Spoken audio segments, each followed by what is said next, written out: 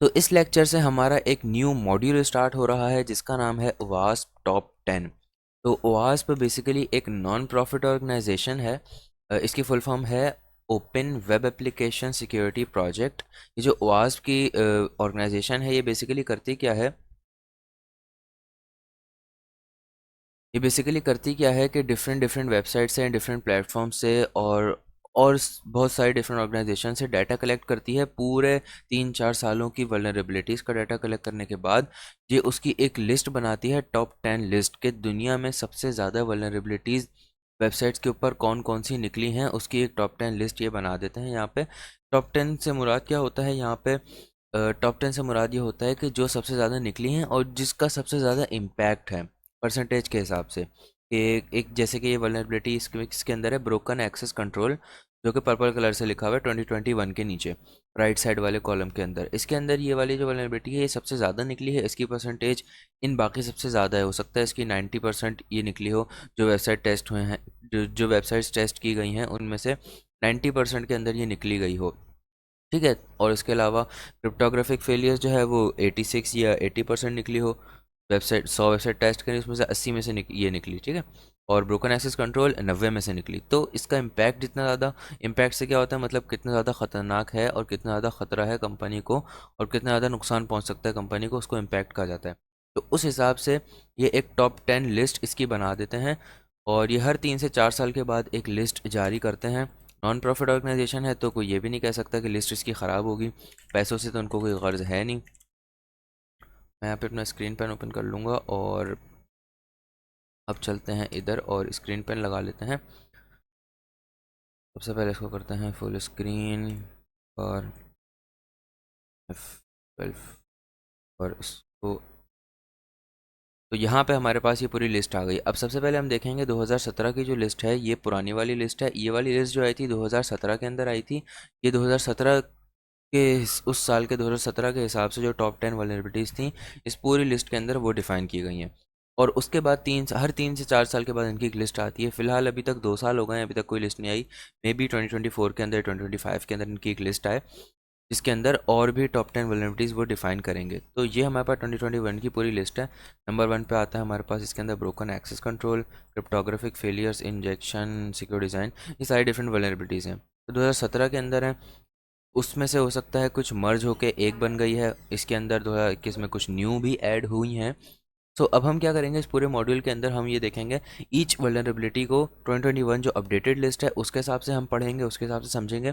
2021 की लिस्ट के हिसाब से हर वल्नरेबिलिटी को एक एक करके समझेंगे। पहले थ्योरी पार्ट समझेंगे, फिर उसका जो मेन उसका जो कॉन्सेप्ट है उसको समझेंगे, उसकी रूट कॉज समझेंगे।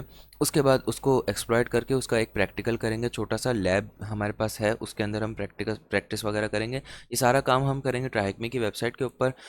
वो एक बहुत अच्छी कमाल की वेबसाइट है। तो सबसे पहले हम चलते हैं ट्राइकमी की वेबसाइट के ऊपर। यहाँ पे हम आ गए ट्राइकमी के ऊपर। सबसे पहले इसके अंदर अकाउंट बनाना होता है, तो मैं आपको बताता हूँ कि इसके अंदर अकाउंट कैसे बनाना है।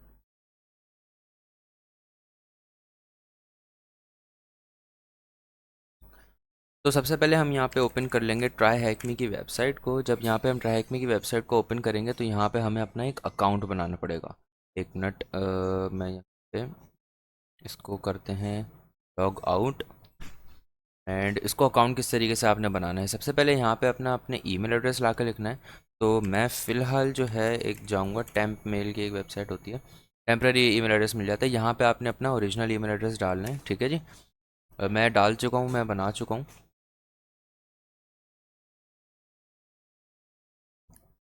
तो इस ईमेल एड्रेस को करेंगे कॉपी एंड यहाँ पे लाके हम इसको पेस्ट करेंगे एंड ज्वाइन फॉर फ्री के यूज़र क्लिक करेंगे। यहाँ पे आपने अपना यूज़र नेम डालना है। मैं डाल दूँगा यहाँ पे हैकर23 डॉट, बस इस तरीके से यूज़र नेम डाल देंगे एंड पासवर्ड यहाँ पे हम कोई सा भी रख देंगे,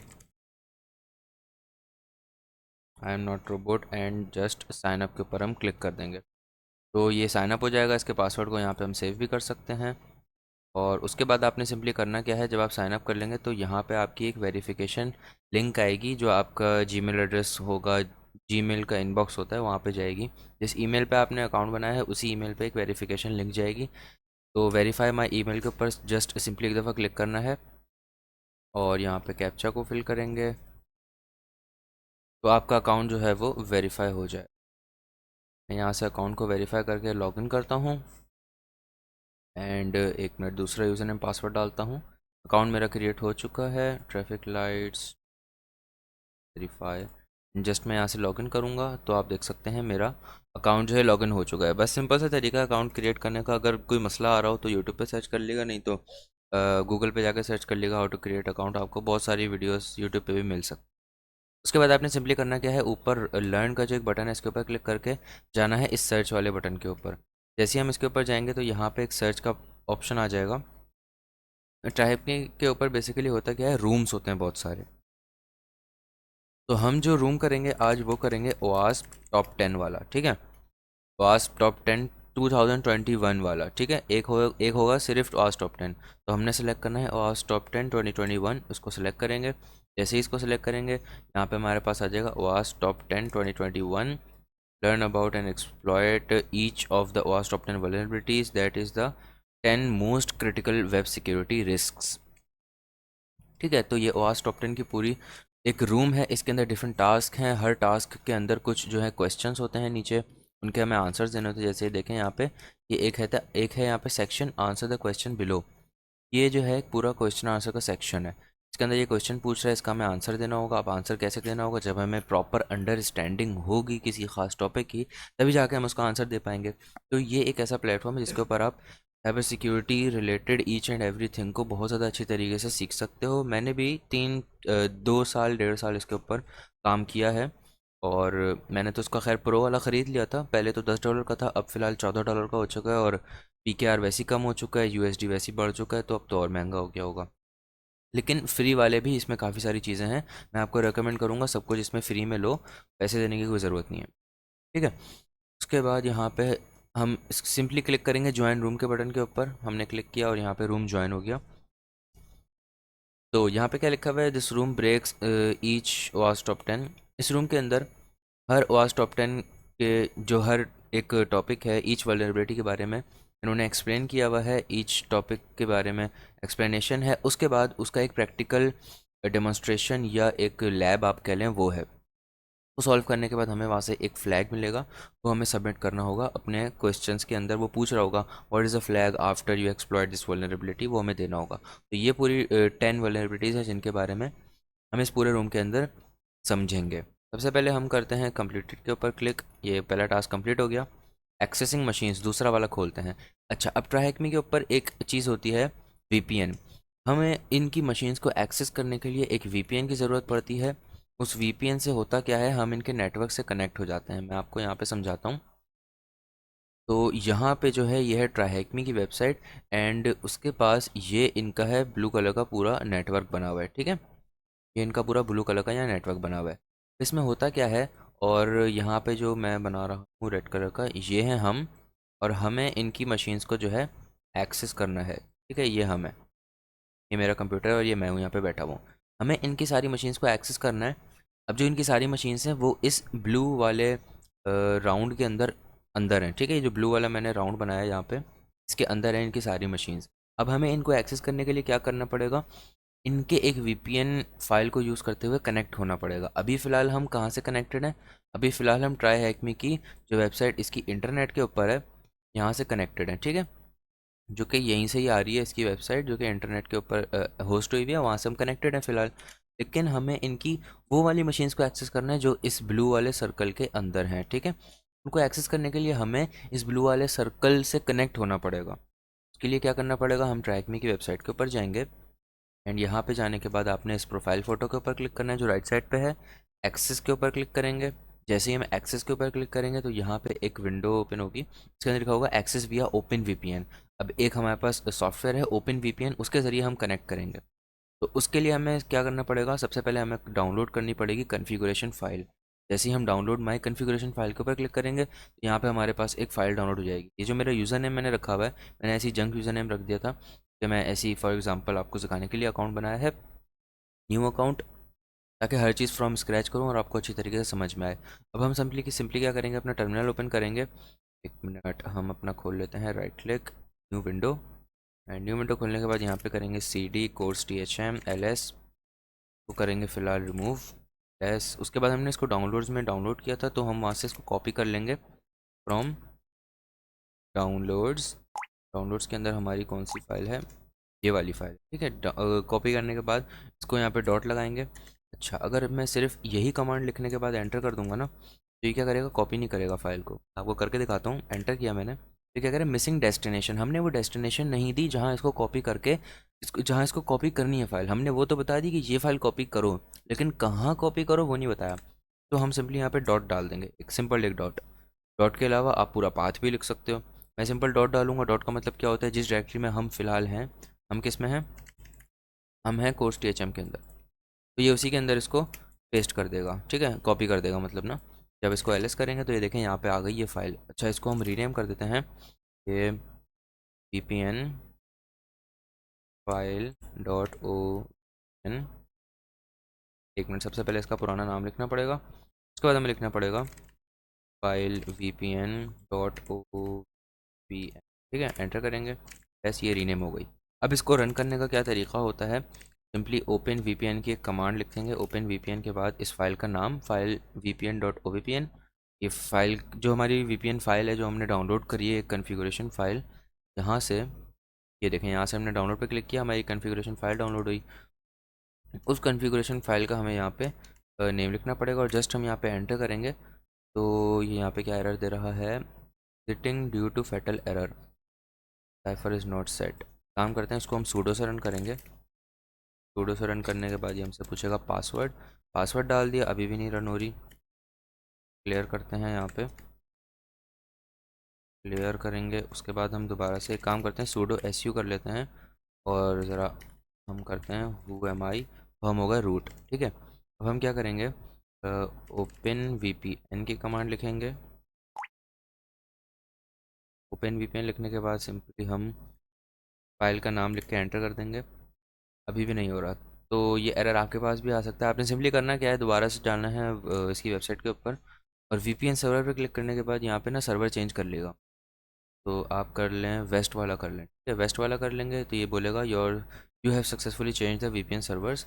और अब इस फाइल को हम डाउनलोड करेंगे। ये एक दूसरी फाइल डाउनलोड हुई है, तो दोबारा से कॉपी करके इधर लेके आ जाएंगे। तो पहले हम रिमूव कर देंगे ये वाली फ़ाइल, एंड हम कॉपी करेंगे अब डाउनलोड्स के अंदर से कौन सी फ़ाइल को, जो 1 वाली है।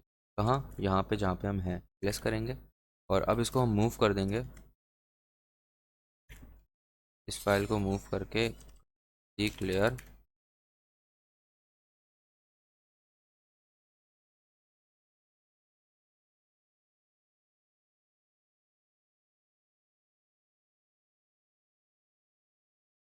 तो उस फाइल को अब हम रीनेम कर देते हैं मूव करके, और इसका नाम रख देते हैं VPN.ovn,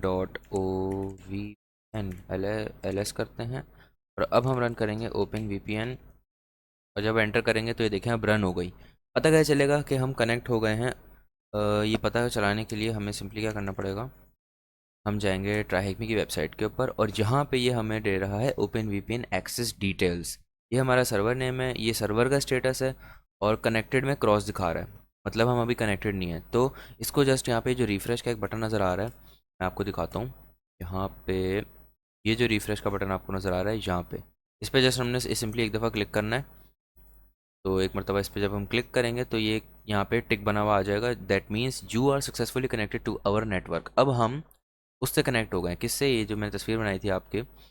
अब हम जो हैं अपने कंप्यूटर से, ये हमारा कंप्यूटर है, ठीक है, ये हमारा कंप्यूटर है, ये मैंने मॉनिटर बनाया है, ठीक है, ये हमारा कंप्यूटर है। अब हम अपने कंप्यूटर से कनेक्ट हो गए हैं इससे, ये जो इनका ब्लू वाला नेटवर्क है, ठीक है। अब इनके इंटरनल नेटवर्क से हम कनेक्ट हो गए हैं, और हम अब यहाँ पे जितनी भी मशीन्स चल रही हैं ना, फ़र्ज़ करो यहाँ पे डिफरेंट मशीन्स चल रही हैं, कि ये चल रही है, कि ये चल रही है, ये चल रही है, ये सारी मशीन्स यहाँ पे चल रही हैं, ठीक है। डिफरेंट लोग चला रहे हैं, बहुत सारे लोग चला रहे हैं पूरी दुनिया के अंदर। तो हमारी जो मशीन है वो फ़र्ज़ करो ये वाली है, पिंक वाली। तो अब हम इनके नेटवर्क से अब कनेक्ट हो गए, तो हम इसको भी एक्सेस कर सकेंगे। यहाँ से हम जाएंगे, सॉरी, यहाँ से हम जाएंगे और इस मशीन को एक्सेस कर लेंगे, सही है। तो इस तरीके से इनके VPN से हम कनेक्ट करने के बाद अपने कंप्यूटर से इनके नेटवर्क से कनेक्ट हो जाएंगे, और उनकी मशीन्स को एक्सेस कर पाएंगे, ठीक है। अगर हम कनेक्ट नहीं होंगे VPN से, तो ये वाला जो रास्ता है ये बंद हो जाएगा। कोई रेजर से मैं मिटाता हूँ। वाला रास्ता जो हमारा टूट जाएगा। वेयर इज इरेजर, ये वाला रास्ता हमारा टूट जाएगा, ये वाला भी टूट गया। और अब हम सिर्फ उसकी वेबसाइट से कनेक्टेड हैं जो कि इंटरनेट के ऊपर है, जो कि ये वाली है, ठीक है। अब हम हमारे पास ये वाला रास्ता जो है टूट चुका है, बिल्कुल ख़त्म हो चुका है रास्ता। तो इसीलिए हम वीपीएन से कनेक्ट करते हैं ताकि उनके हम सिस्टम्स वगैरह को एक्सेस कर पाएँ। अब पता कैसे चलेगा हम कनेक्ट हो गए, एक तो ये यहाँ से पता चला लिया, उसके अलावा हम क्या करेंगे, अपने टर्मिनल को ओपन करेंगे। चाहे बेसिकली जो मैं यूज़ कर रहा हूँ फिलहाल ऑपरेटिंग सिस्टम, ये भी एक लिनक्स ही है, खाली लिनक्स का। इसमें डेस्कटॉप एनवायरनमेंट दूसरा है, मैंने जो आपको इंस्टॉल कराया है वो XFCE है। वो भी सेम ऐसे ही होता है, ज़्यादा डिफरेंस नहीं है, सिर्फ GUI का डिफरेंस है और कोई डिफरेंस नहीं, मतलब graphical user interface desktop environment का डिफरेंस है और कोई ऐसा डिफरेंस नहीं है। सारी चीज़ें, हर command same to same as it is उसी की तरह ही चलेगी, ठीक है।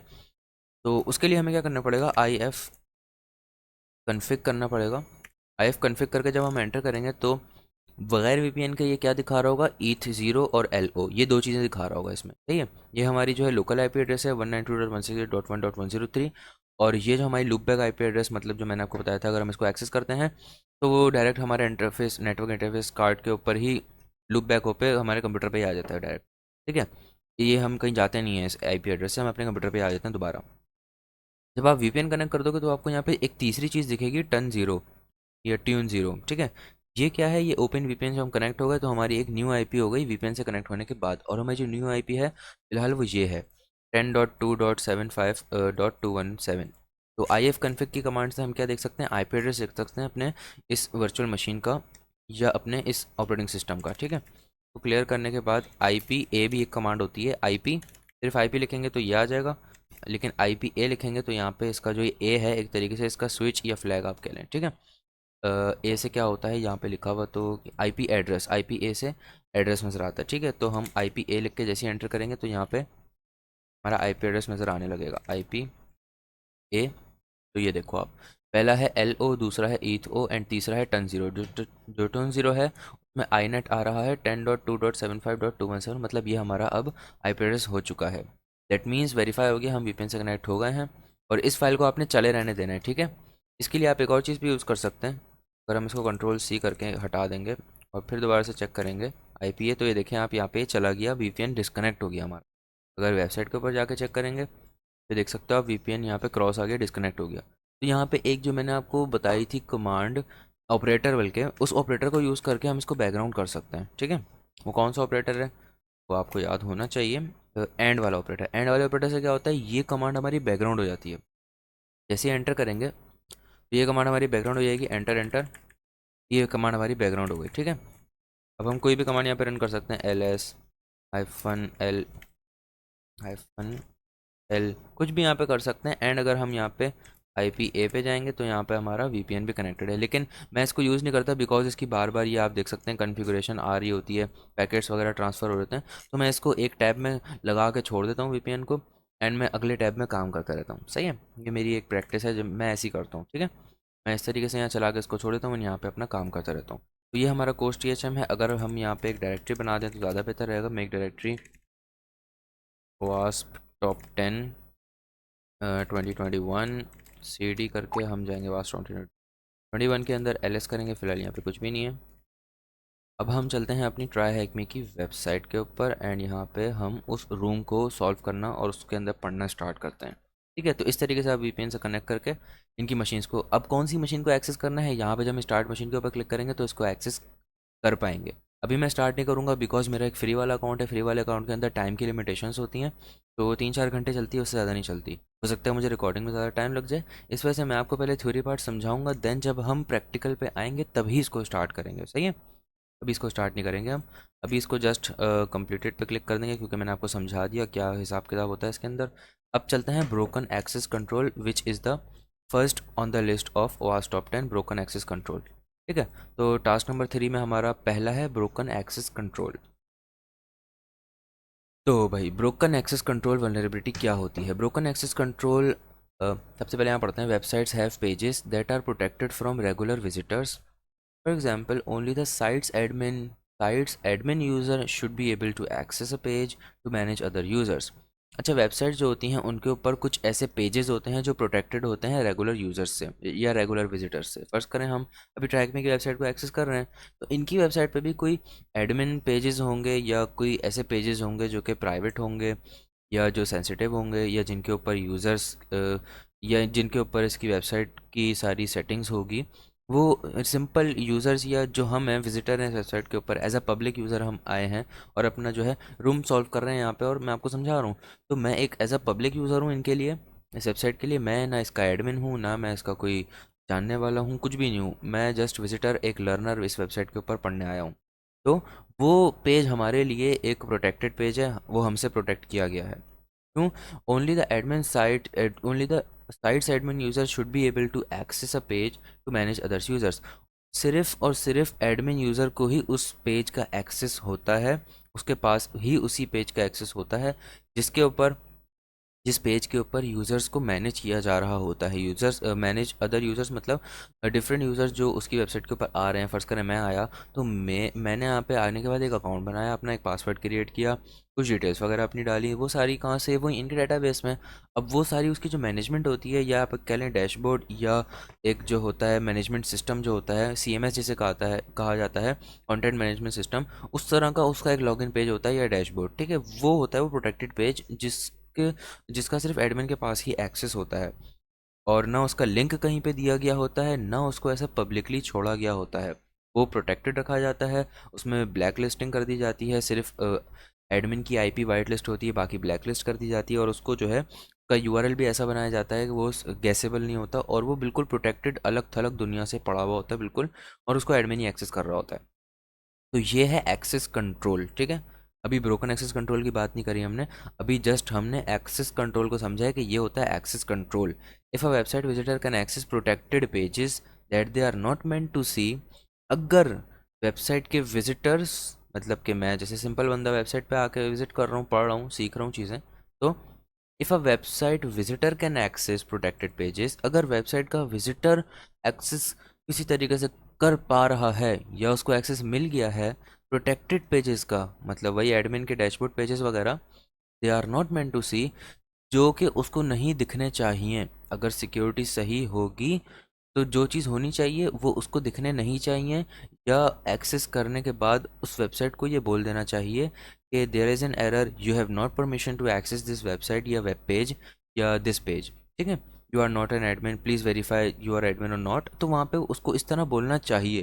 लेकिन वेबसाइट क्योंकि इनसिक्योर है, वो जो है उसकी सिक्योरिटी अच्छी नहीं है, तो अगर वेबसाइट के प्रोटेक्टेड पेजेस को कोई एक सिंपल विजिटर वेबसाइट का एक्सेस कर पा रहा है, जो कि उसको नहीं करना चाहिए as per the security perspective, then the access controls are broken. मतलब वहाँ पे फिर एक्सेस कंट्रोल ब्रोक हो गया, टूट गया, क्योंकि हम उसको एक्सेस कर पा रहे हैं जिनको हमें एक्सेस नहीं करना चाहिए। सो ये होता है ब्रोकन एक्सेस कंट्रोल। ये इसका बेसिक ओवरव्यू है, ठीक है। एंड ये बेसिक इसका कॉन्सेप्ट है कि ब्रोकन एक्सेस कंट्रोल क्या होता है। A regular visitor being able to access protected pages can lead to the following। अगर एक रेगुलर यूज़र या रेगुलर विजिटर इन प्रोटेक्टेड पेजेस को एक्सेस कर ले, तो वो फिर क्या क्या नुकसान पहुंचा सकता है, या फिर उसके पास क्या क्या चीज़ें करने के लिए फंक्शनैलिटी वगैरह आ जाती है, या वो अब क्या क्या कर सकता है। Being able to view sensitive information from the other users, अब वो क्या कर सकता है, डिफरेंट यूज़र्स की सेंसिटिव इन्फॉर्मेशन देख सकता है, बिकॉज उसको उस एडमिन का डैशबोर्ड पैनल का एक्सेस मिल गया ना। उसके बाद एक्सेसिंग अनऑथराइज्ड फंक्शनैलिटी, और अनऑथराइज्ड फंक्शनैलिटी को एक्सेस कर लेगा, मतलब एक जैसे फंक्शन है यूज़र्स को डिलीट करने का, ठीक है। एक सिंपल विजिटर जैसे कि मैं, आपका इस ट्रैकमी के ऊपर अगर कोई अकाउंट बना हुआ है तो मैं डिलीट नहीं कर सकता। क्यों? क्योंकि मेरे पास उसका एक्सेस नहीं है। अगर मुझे एक्सेस मिल जाए ट्रैकमी के एडमिन पैनल का, तो मैं आपका भी यूज़र अकाउंट डिलीट कर सकता हूँ थ्रू ब्रोकन ऑथेंटिकेशन, ठीक है।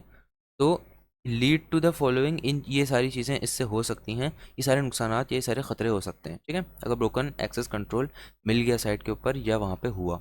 Access control allows attackers to bypass authorisations. Broken access control user जो ब्रोकन एक्सेस कंट्रोल्स की वजह से अटैकर्स ऑथराइजेशन को बाईपास कर देते हैं, allowing them to view sensitive data और perform task they are not suppose to, जिससे वो जिससे अटैकर्स वो सारे एक्शंस को परफॉर्म कर पाता है, या उस सारे सेंसिटिव डाटा को देख पाता है जो कि उसको नहीं देखना चाहिए। वो सिर्फ एडमिन को ही देखना चाहिए। ठीक है, जैसे कि मैंने आपको CIA ट्रेड बताया था, उस हिसाब से अगर सिक्योरिटी पर्सपेक्टिव के हिसाब से इस वल्नरेबिलिटी को देखा जाए, ये एक बहुत ज़्यादा सीवियर एंड बहुत ज़्यादा क्रिटिकल, मोस्ट इम्पैक्टफुल वल्नरेबिलिटी है। For example, a vulnerability was found in 2019। ये जो है पूरा इसका राइटअप आप कह लें या इसका पूरा ब्लॉग है। एक एक सिक्योरिटी रिसर्चर, एक बंदा, उसने ये निकाली थी वल्नरेबिलिटी यूट्यूब के ऊपर, एंड यहाँ पे इसका POC है, मतलब प्रूफ ऑफ कॉन्सेप्ट। इसने क्या किया था इस वल्नरेबिलिटी में, सिंपली ये था। अच्छा, ये देखो, इसको जो है कितना मिला है, बग रिपोर्टेड ऑन 11। अच्छा, इसने 11 दिसंबर 2019 को रिपोर्ट किया, 12 को ट्रियाज हो गया। ट्रियाज का मतलब मैं आपको बताऊंगा आगे चल के। 20 दिसंबर को बग एक्सेप्टेड, इसने रिपोर्ट किया था P4 में। अच्छा, P4 P1 ये क्या होता है, P4 जो होता है वो लो होता है, अब P3 थोड़ा और मीडियम की साइड पे, P2 जो होता है हाई होता है, P1 मतलब क्रिटिकल होता है। सही है, तो ये होता है P वगैरह का सारा सिस्टम। ये हर प्लेटफॉर्म का अपने हिसाब से डिफरेंट उनकी कैटेगराइजेशन होती है। अच्छा, 8 जनवरी 2020 को bug mitigated by temporarily disabling the moments feature. उसके बाद 17 जनवरी को उसको रिवॉर्ड मिला, आप कितना देख सकते हैं, $5000 उसको इस वल्नरेबिलिटी का रिवॉर्ड मिला। ठीक है, bughunters.google.com अगर यहाँ पे आते हैं, सर्विसेज इन स्कोप। अच्छा, इसने जो था youtube.com के ऊपर निकाला था।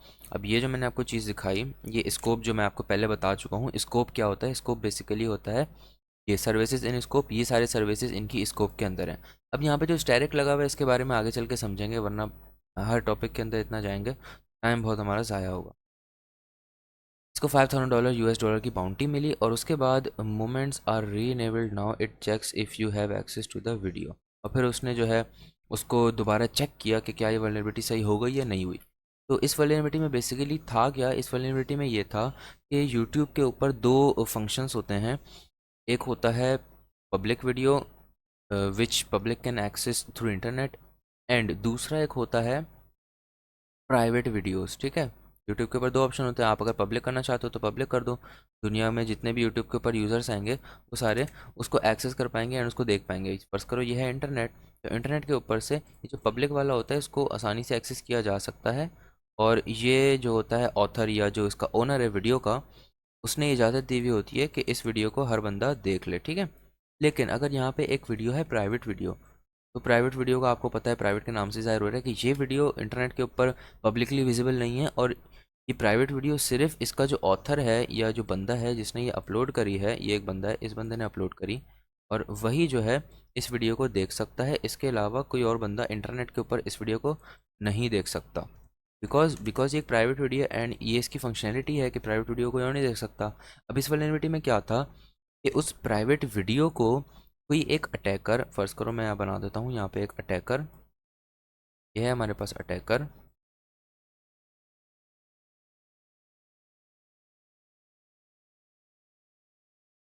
अटैकर, ये आ गया अटैकर। अब अटैकर क्या कर रहा है, अटैकर ने एक चीज़ निकाली, एक जो है आगे फर्दर टेस्टिंग करते करते बग बाउंटी हंटिंग के अंदर उसने ये चीज़ निकाली, एक वल्नरेबिलिटी निकाली इसके ऊपर कि मैं अगर चाहूँ तो इस प्राइवेट वीडियो को भी निकाल सकता हूँ।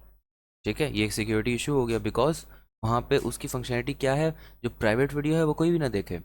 लेकिन अटैकर ने क्या किया, एक ऐसा तरीका निकाला जिससे वो इस प्राइवेट वीडियो को ले पा रहा था और उसको एक्सेस कर पा रहा था। किस तरीके से, 1 फ्रेम एट अ टाइम करके, एक एक फ्रेम करके। अब वीडियो का आपको पता है, जो वीडियोग्राफर्स या वीडियो एडिटिंग जिन्होंने करी है, जिनको थोड़ा बहुत पता है ग्राफिक्स वगैरह का या वीडियो एडिटिंग का, उनको पता होगा कि वीडियोस के अंदर हर सेकंड में 30 फ्रेम्स, 29 फ्रेम्स या 60 फ्रेम्स, अगर स्लो मो में जाओ तो 120 फ्रेम्स पर सेकंड चल रहे होते हैं। ठीक है, तो 30 फ्रेम्स पर सेकंड का एक एवरेज होती है वीडियो जो उसकी मेन यूज़ होती है। खैर, 1 फ्रेम एट अ टाइम करके उस वीडियो का वो मंगवा पा रहा था। मतलब उसमें ये वल्नरेबिलिटी यूट्यूब के ऊपर ये थी कि अटैकर जो था वो इस वीडियो का एक एक फ्रेम करके अपने सिस्टम के ऊपर सेव कर रहा था। ठीक है, एक एक फ्रेम करके अपनी वीडियो के ऊपर, अपने सिस्टम के ऊपर इस वीडियो का सेव कर रहा था। इस वीडियो का एक फ्रेम अपने कंप्यूटर के ऊपर लाके सेव कर लिया। अब वीडियो के ऊपर हो सकते हैं 10-15 हज़ार फ्रेम्स हों। ठीक है, तो उसने जब यहाँ से पूरे फ्रेम्स को डाउनलोड कर लिया अपने इस PC के ऊपर।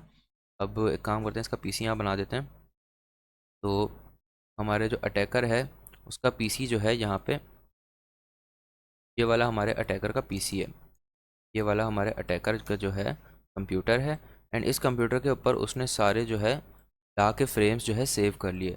अब उन फ्रेम्स की मदद से उसने उस वीडियो को कंस्ट्रक्ट किया, रिकंस्ट्रक्ट किया, और वो वीडियो जो कि फ्रेम्स की सूरत में आई थी, वो एक पूरी वीडियो की सूरत में जो कि इसके प्राइवेट चैनल के ऊपर पड़ी हुई थी, वो उसको मिल गई without any authentication, without any problem. तो ये एक सिक्योरिटी बग एंड इशू था, जिसकी वजह से प्राइवेट वीडियो को वो एक्सेस कर पा रहा था। ठीक है, ये सिंपल सा एक broken authentication, broken access control की एक वल्नरेबिलिटी का सिनेरियो मैंने आपको समझाया। ठीक है, ये निकली थी 2019 के अंदर वल्नरेबिलिटी।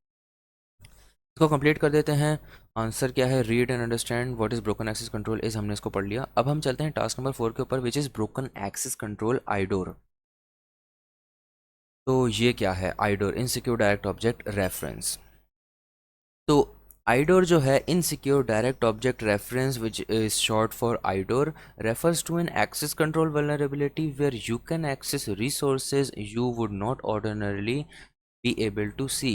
मतलब वही चीज़ आ गई कि हम उन चीज़ों को एक्सेस कर सकते होंगे इस वल्नरेबिलिटी की मदद से जो हमें एक्सेस नहीं करनी चाहिए, या जिनका एक्सेस हमारे पास नहीं होना चाहिए फॉर द सिक्योरिटी परस्पेक्टिव, अगर सिक्योरिटी के हिसाब से देखा जाए। ठीक है, तो सबसे पहले यहाँ चलते हैं और मैं आपको थोड़ा सा इसका सिनेरियो समझा देता हूँ। एक मिनट, इसको डिलीट करो। यहाँ पे जो है हम हैं, एंड यहाँ पे जो है सर्वर है।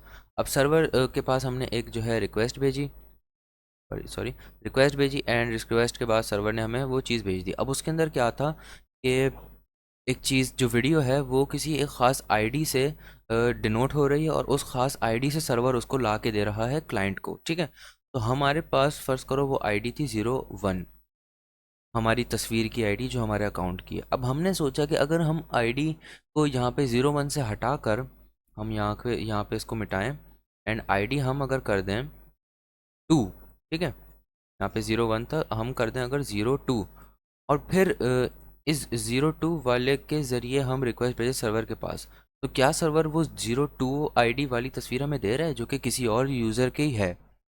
अगर दे दी तो ये है आईडोर। ठीक है, सिंपल सा कॉन्सेप्ट समझा दिया, आप समझते हैं इसके अंदर और अच्छे तरीके से।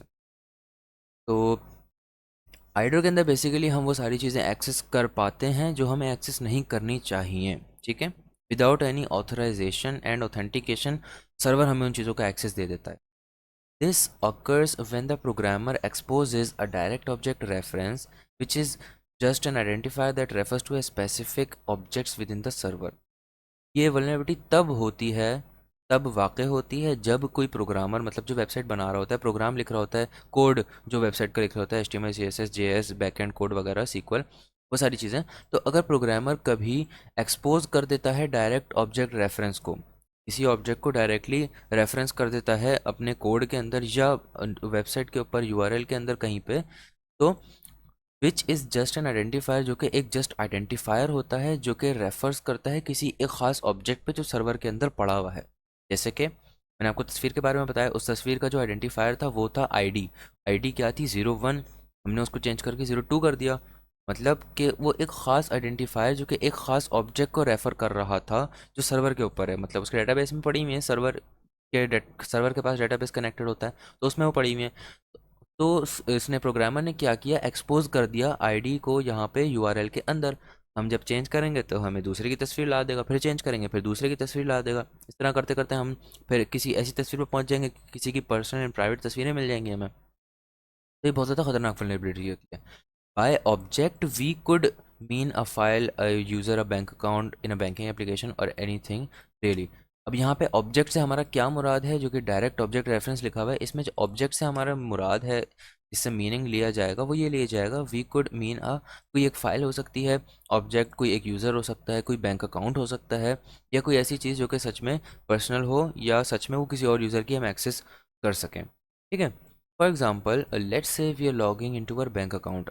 फ़र्ज़ करें हम अपने बैंक अकाउंट के अंदर लॉगिन कर रहे हैं, and after correctly authenticating our selves, और सही से अपने आप को ऑथेंटिकेट करने के बाद हम, मतलब हमने लॉगिन किया, यूज़र नेम पासवर्ड डाला और हम ऑथेंटिकेट हो गए, सर्वर ने बोला कि हाँ ये यूज़र नेम और पासवर्ड बिल्कुल सही है और आप अब लॉगिन करके आगे जा सकते हैं। अगर गलत होगा तो वो बोल देगा username password is incorrect. ठीक है, so we can get taken to a URL like this. उस सक्सेसफुली या उस करेक्टली ऑथेंटिकेटिंग के बाद, हमें लॉगिन होने के बाद जब सर्वर ने बोला 200 okay you have logged in,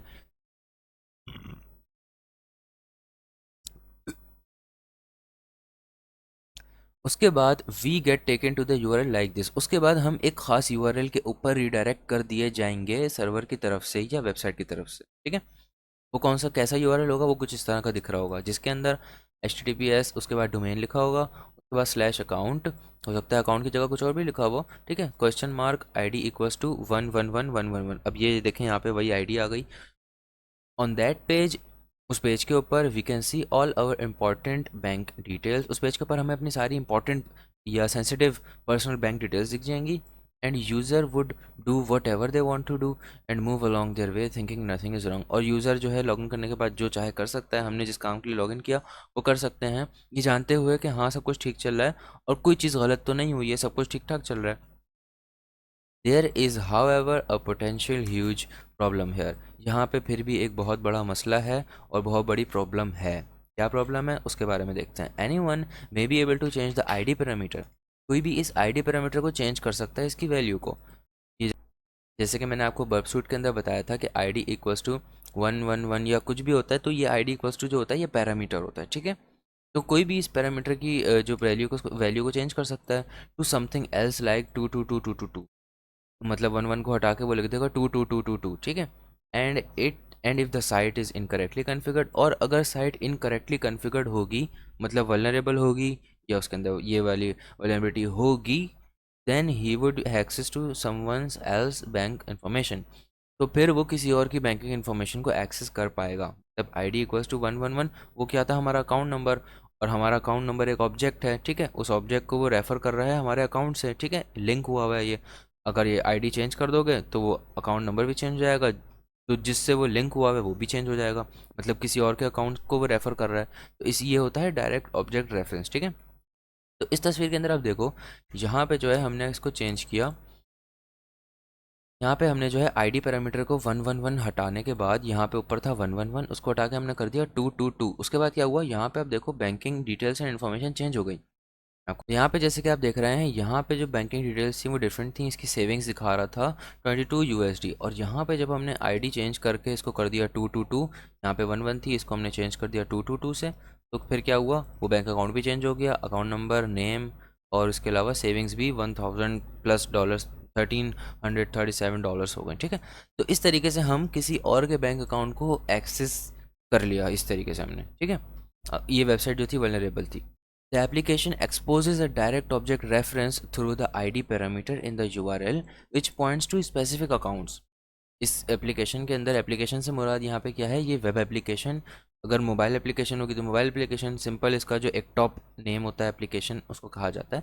the application exposes a direct object reference through ID parameter in the URL। अब URL के अंदर इस ID पैरामीटर के ज़रिए वो एक डायरेक्टली ऑब्जेक्ट को रेफरेंस कर रहा है, जो कि हमारा क्या है, अकाउंट है, ठीक है, बैंक अकाउंट है इस सूरत के अंदर।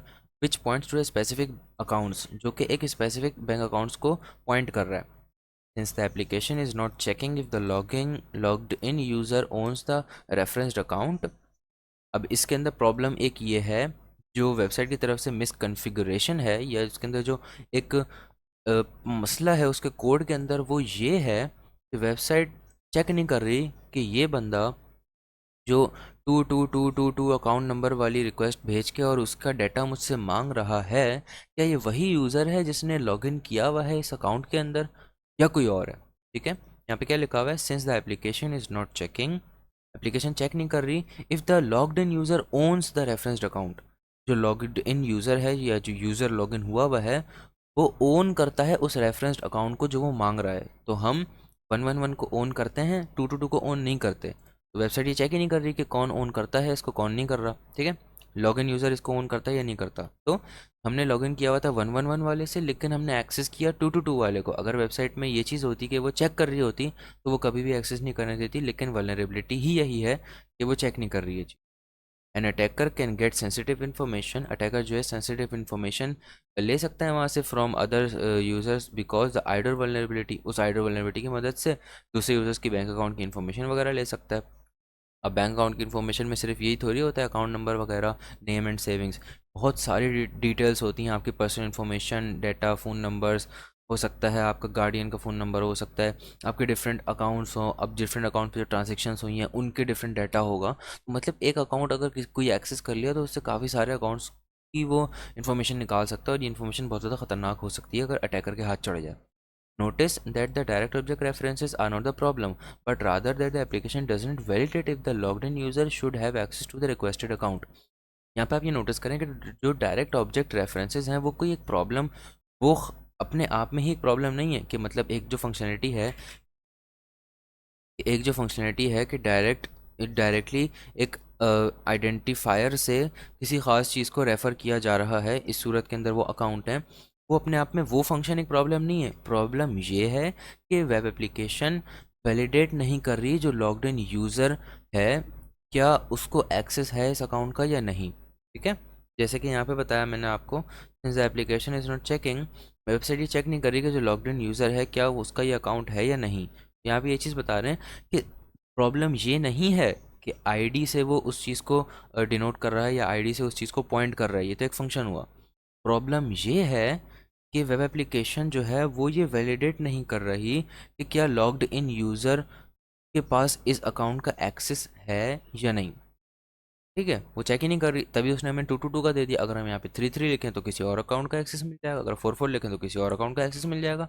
तो क्या कह रहे हैं, read and understand how IDOR works. तो हमने रीड भी कर लिया, समझ भी लिया कि आईडोर वल्नरेबिलिटी किस तरीके से वर्क करती है। आईडोर किसकी है, आईडोर कौन सी वल्नरेबिलिटी है, ये है एक ब्रोकन एक्सेस कंट्रोल की वल्नरेबिलिटी। तो इसको जस्ट हम कंप्लीटेड के ऊपर क्लिक कर देंगे, उसके बाद हम चलेंगे deploy the machine and go to this IP. अब हम करते हैं इस मशीन को डिप्लॉय, तो स्टार्ट मशीन के ऊपर क्लिक करेंगे और फिर इसको क्लोज कर देंगे, इसको क्लोज कर देंगे, इसको क्लोज कर देंगे, इसको भी क्लोज कर देंगे। अब हमें यहाँ पे वीपीएन कनेक्ट करना पड़ेगा, और उसके बाद हमें क्या करना पड़ेगा, इनकी वेबसाइट के ऊपर जाके वो चीज़ परफॉर्म करनी पड़ेगी। और उसके बाद वो वल्नरेबिलिटी परफॉर्म करने के बाद ये कह रहा है look at the others users notes what is a flag. उसके अंदर फिर हमें नोट्स मिलेंगे, उसमें हमारा जो नोट्स है, हमारे अकाउंट पे लॉगिन होने के बाद जो नोट है सिर्फ हमें ही दिखना चाहिए, या किसी और का हमें ना दिखे। तो हम वो देखने की कोशिश करेंगे, अगर किसी और के अकाउंट का नोट्स हमें नज़र आ गए, उसके अंदर हमें एक फ़्लैग मिलेगा जिसका आंसर फॉर्मेट कुछ इस तरह का होगा। ठीक है, तो जब तक ये मशीन स्टार्ट होती है तब तक हम अपना वीपीएन जाके देख लेते हैं कि इफ़ और वीपीएन इज़ कनेक्टेड और नॉट। तो क्लियर करेंगे आई एफ कन्फिग, वीपीएन हमारा कनेक्टेड है। ठीक है, वीपीएन कनेक्टेड है, और ठीक है जी, हम क्या करेंगे, यहाँ पे आके इसको करते हैं क्लियर, एंड यहाँ पे फ़िलहाल कुछ भी नहीं है, क्लियर कर देंगे। अब हम यहाँ से जो है वो एक्सेस करेंगे, deploy the machine and go to, ये देखें हमें आईपी नज़र आ गई। ठीक है, अब जैसे इस लिंक के ऊपर हम क्लिक करेंगे और इसको कर लेंगे open link in new tab, यहाँ पे जो है हम एक्सेस करेंगे, नहीं एक्सेस नहीं हो रही, log in to the user name note and the password test 1234। सबसे पहले हम क्या करेंगे, इस आईपी को यहाँ से करेंगे कॉपी, इसके अलावा यहाँ से भी आप कॉपी कर सकते हो।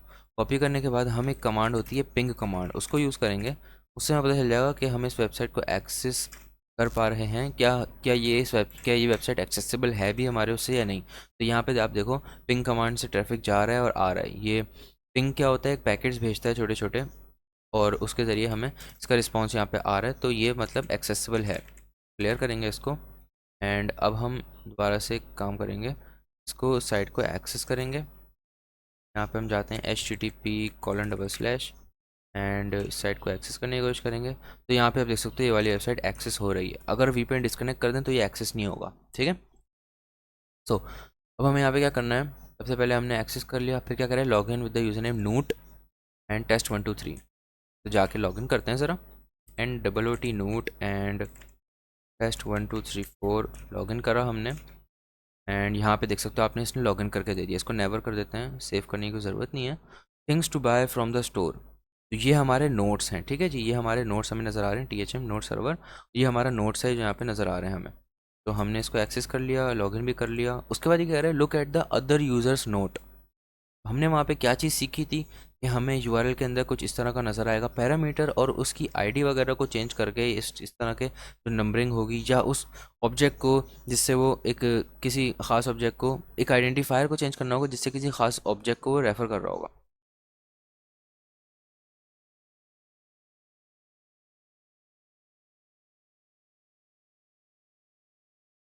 तो अब हम सिंपली यहाँ पे क्या करेंगे, इसके ऊपर जाएंगे एंड यहाँ पे आप देखें एक चीज़ हमें नज़र आ रही है, note dot P H P question mark note I D equals to 1। तो अब यहाँ पे अपनी ब्रेन स्टॉर्मिंग करें और हमें क्या करना पड़ेगा, यहाँ पे आई डी इक्वल्स टू अगर हम यहाँ पे कर दें 2, क्योंकि 1 तो हमारी है, हमारा ये सर्वर पे नोट रखा हुआ है, अगर 2 कर दें तो हो सकता है हमें किसी और यूज़र का नज़र आ जाए। तो देखें हमने 2 किया, यहाँ पे हमें नज़र आया meeting meeting with Sophia's lunch at Manny's and Stu's birthday, किसी और के नोट्स नज़र आ गए। तो हमें अभी तक इसका आंसर नहीं मिला। आंसर क्या है, look at the other notes what is the flag. Flag पूछ रहा है, हिंट के ऊपर जाते हैं, हिंट के ऊपर क्या कह रहा है, the URL contains note I D equals to 1, I wonder what happens if change the parameter value, you might be able to access other users notes. तो हमने वही किया, आईडी को 1 से हटा के 2 कर दिया। 3 करते हैं ज़रा, 3 करने पे क्या है, you are not suppose to see this note which means you are not on the right track है, क्या चीज़ आ गई। 4 पे जाते हैं ज़रा, Mark's new year resolutions 2022 right actual resolution for next year, go to gym for real. खैर इसमें भी कुछ नहीं है। 5 पे चलते हैं, 5 में क्या है, hint do note IDs start from 1 maybe go lower. ये हमें हिंट दे रहा है, क्या हिंट है, note do note IDs जो स्टार्ट हुई है वो हुई है 1 से, ठीक है, कह रहे हैं मे बी गो लोअर, मतलब 1 से थोड़ा नीचे जाओ ज़रा आप। 1 से नीचे तो फिर 0 ही आता है, 0 पे चले जाते हैं। 0 तो हाँ 0 पे गए और ये देखो आप सक्सेसफुली फ्लैग हमें मिल चुका है, ठीक है। फ्लैग हमें क्या मिला, 543 ये लिखा हुआ है। कॉपी करते हैं इसको फ्लैग को, अब आईडी में 0 पे जाने पे हमें ये फ्लैग मिला, ठीक है। फ्लैग को यहाँ पे पेस्ट करेंगे, तो सबमिट के ऊपर क्लिक करेंगे and whoop whoop your answer is correct. तो सक्सेसफुली हमारा जो है पहला broken access control which is the under vulnerability is IDOR challenge is completed now. अब आपको ये समझ में आ गया आइडोर कैसे काम करता है, क्या होता है। अब आप आइडोर की फर्दर सीखने के लिए क्या कर सकते हैं, आप जा सकते हैं पोर्ट स्विगर के ऊपर, तो मैंने आपको वेबसाइट बताई थी पोर्ट स्विगर की, आप जो है एकेडमी के अंदर उनकी लैब्स सॉल्व कर सकते हैं ब्रोकन एक्सेस कंट्रोल के अंदर आइडोर की। तो एकेडमी के ऊपर जाते हैं ज़रा, एंड एकेडमी के ऊपर जाने के बाद यहाँ पे काम करते हैं, गूगल पे सर्च करते हैं आइडोर पोर्ट स्विगर, ठीक है। ये आ गया आइडोर इनसिक्योर डायरेक्ट ऑब्जेक्ट रेफरेंस। अब इसके अंदर इनकी लैब्स हैं, ये देखें इनसिक्योर डायरेक्ट ऑब्जेक्ट रेफरेंसेस की लैब है, एक तो ये लैब हो गई। इसके अलावा हम जाते हैं ऑल लैब्स के अंदर एंड यहाँ पे हमें इनसिक्योर डायरेक्ट ऑब्जेक्ट रेफरेंस की लैब्स भी मिल जाएंगी।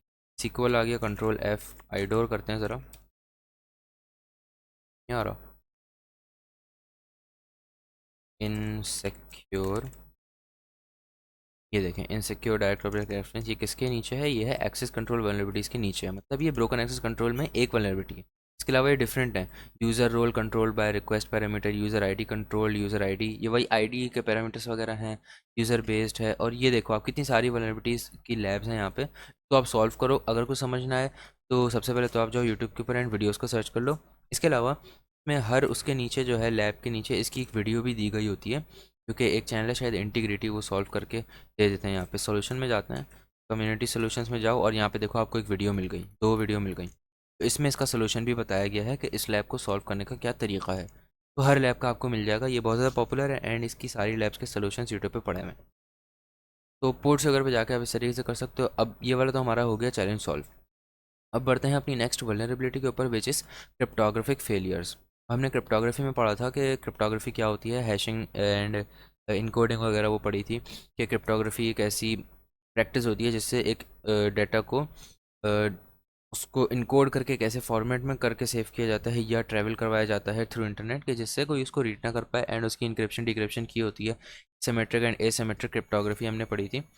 तो वो सारी चीज़ें यहाँ पे आएंगी और उसकी जो है सिक्योरिटी फीचर ख़राब होंगे, मतलब क्रिप्टोग्राफिक फेलियर्स। तो इसकी ज़रा थ्योरी पार्ट को एक दफ़ा देख लेते हैं। A cryptographic failure refers to any vulnerability arising from the misuse or lack of use of cryptographic algorithms for protecting sensitive information. Web applications require cryptography to provide confidentiality for the users at many levels. एक cryptography failure जो है वो एक ऐसी vulnerability होती है जिसमें जो वेबसाइट होती है या जिसमें जो कंपनीज होती हैं वो क्रिप्टोग्राफिक एल्गोरिथम को यूज़ करती तो हैं इन्फॉर्मेशन को सेव करने के लिए, सेंसिटिव इन्फॉर्मेशन को प्रोटेक्ट करने के लिए, या जब वो इंटरनेट पे सफ़र कर रही होती है उसको बचाने के लिए हैकर से। लेकिन उसके अंदर क्या होता है, मिसयूज़ और lack of use of cryptographic algorithms. उसमें जो क्रिप्टोग्राफिक एल्गोरिथम्स यूज़ किए जाते हैं या इंक्रिप्शन डिक्रिप्शन कीज़ वगैरह, या ये सारी इंक्रिप्शन जो यूज़ की जाती है, मैंने आपको एल्गोरिथम्स बताए थे क्या होते हैं, वो सारे फेल होते हैं या वो सारे बहुत वीक होते हैं या वो सारे क्रैकेबल होते हैं। ठीक है, उनको आसानी से ब्रेक किया जा सकता है, उनको आसानी से डिकोड किया जा सकता है, उस क्रिप्टोग्राफी को डिकोड करके उसके अंदर से जो डाटा है उसको पढ़ा जा सकता है। ठीक है, जो वेब एप्लीकेशंस होती हैं वो क्रिप्टोग्राफी को यूज़ करती हैं और क्रिप्टोग्राफी को अपनी वेबसाइट्स के ऊपर इम्प्लीमेंट करती हैं। किस लिए? ताकि वो यूज़र्स को वो कॉन्फिडेंशियलिटी प्रोवाइड करवा सकें। जल्दी पूछो।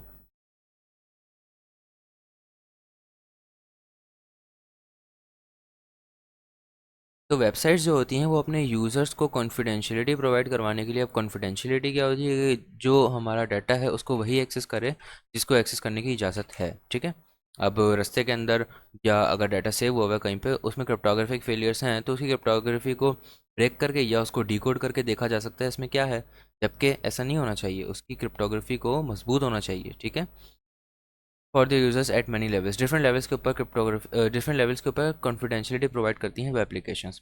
Take for example a secure email application. Example के तौर पे एक सिक्योर ईमेल एप्लीकेशन को लेते हैं, मतलब एक वेबसाइट। ठीक है, when you are accessing your email account using your browser you want to sure that the communications between you and the server are encrypted.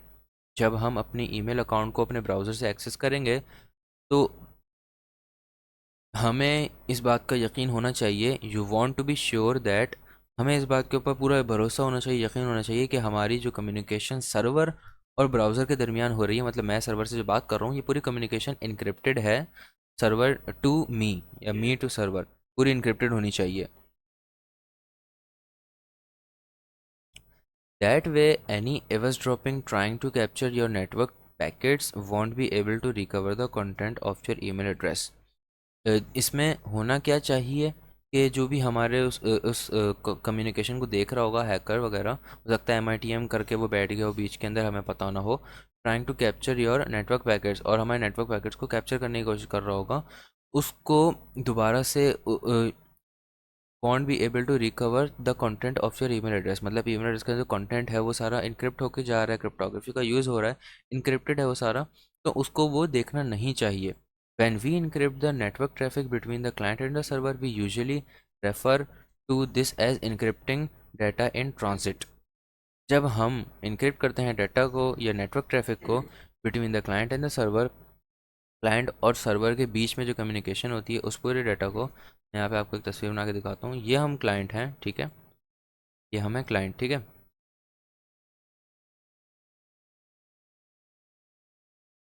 And यहाँ पे हमारे पास ये है सर्वर। अब जो भी हम सर्वर से रिक्वेस्ट कर रहे होंगे और उसका जो रिस्पॉन्स आ रहा होगा, हम चाहते हैं ये सारा डाटा रहे इनक्रिप्टेड। ठीक है, आना जाना पूरा डाटा का हो इनक्रिप्टेड। इस चीज़ को क्या कहा जाता है? Encrypting data in transit. We usually refer to this as encrypting data in transit, मतलब जब वो ट्रांजिट का मतलब जब वो मूविंग हालत में हो, एक जगह दूसरी जगह जा रहा हो या सफ़र कर रहा हो। Since your emails are stored in some server managed by your provider, जैसे कि हमारी ईमेल्स फर्स्ट करें अगर सर्वर के ऊपर मैनेज हो रही हैं, स्टोर्ड इन सम सर्वर, किसी सर्वर के अंदर जो कि मैनेज कर रहा है कोई प्रोवाइडर, जो हमारा प्रोवाइडर है, जो हमें जिसकी वेबसाइट के ऊपर या जिस कंपनी के अंदर हमने ईमेल अपनी एप्लीकेशन के अंदर अकाउंट बनाया था, जो हमें वो प्रोवाइड कर रहा है ईमेल की सर्विसेज, उसके डाटा के उसके सर्वर के ऊपर हमारा सारी ईमेल्स जो है सेव हुई हुई हैं, वहाँ स्टोर हुई हुई हैं। It is also desirable that the email provider,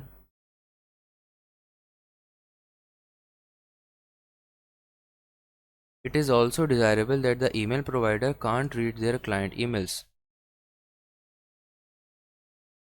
इसका मतलब क्या हुआ, जो हमारा प्रोवाइडर है, जो हमें इसकी सर्विस दे रहा है, वो भी उसको नहीं पढ़ सकता कि ईमेल्स के अंदर क्या लिखा है, बिकॉज क्लाइंट ईमेल्स जो हैं, जो क्लाइंट की ईमेल्स हैं, जैसे कि हम जीमेल पे अगर अकाउंट बनाते हैं, अपनी ईमेल्स वगैरह रखते हैं, तो गूगल भी उसको नहीं देख सकता। मतलब अगर सिक्योरिटी रूल्स के हिसाब से बात की जाए तो उसको देखने की इजाज़त नहीं होती, बिकॉज वो हमारा प्राइवेट डाटा है, हमारा पर्सनल डाटा है, उसको नहीं देखना चाहिए उसको, और वो देखता भी नहीं है, ठीक है।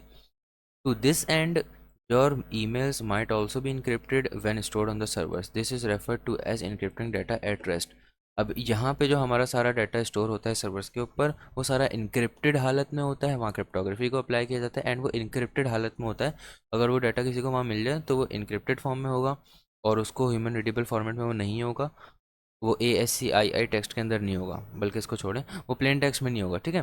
This is refer to as data encrypting data at rest. इसका मतलब, इसको हम एक टर्म के हिसाब से बोलते हैं, इसमें एक टर्म हम यूज़ करते हैं, उसको कहते हैं इनक्रिप्टिंग डाटा एट रेस्ट। मतलब रेस्ट का मतलब अगर डाटा एक जगह रखा हुआ है सुकून से, तो वो इनक्रिप्टिंग डाटा एट रेस्ट है।